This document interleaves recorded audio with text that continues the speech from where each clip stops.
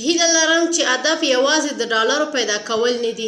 د انګلینډ فاسټ بالر جیمز انډرسن وایي چې نوموړی پوهیږي چې 4 اورونو کولو شل اوريز کرکټ کې ډیر ډالر پیدا کیږي، خو د دې په شخصي نظر ټیسټ کرکټ تر بهتره دی.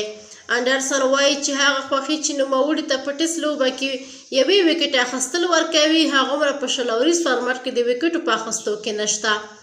زه پوهیږم چې د 4 اورونو په کولو ډیر ډالر پیدا کیږي، خو زما په شخصي نظر هغه خوښي چې ماته په یو اور کې د یو بیټر سره د سخت مقابلې وروسته د هغې وکټ اخیستل راکوي هغومره په دې کې نشته چې د یو چا وکټ په باونډرۍ کې کیچ واخیستل شي. انډرسن هیلهمند دی چې په ماشومانو او ځوانانو کرکټ ترانو کې داسې لوبغاړي هم وي چې هدف یوازې ډالر پیدا کول نه بلکې رښتینی ټیسټ کرکټ ته پاملرنه هم وي.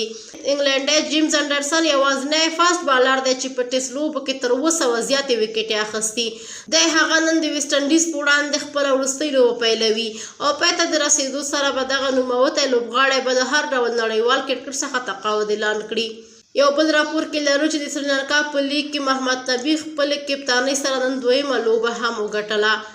لومړی بیټنګ محمد نبي لوبډلې دیمبولا 6 سیز وکړ چې اتو لوبغاړو په سوځېدو سره یې پوره 20 اورونو کې مقابل لوبډلې ته د 160 منډو هدف کېښودو. محمد نبي یو ځل بیا ناکامه شو، یوازې 2 منډې جوړې کړې او له میدانه بهر شو. په یاد ده پسې مقابله لوبډله بیټنګ ته راغله چې ټوله لوبډله 20 اورو کې په 115 منډو وسوځېده. محمد نبي نن په زړه پورې توپ اچونه وکړه، 3 اورونه یې وکړل، یو اور یې میډن کړ، 2 نورو کې 11 منډې ورکړې، کومه وکټ یې ترلاسه نه کړه.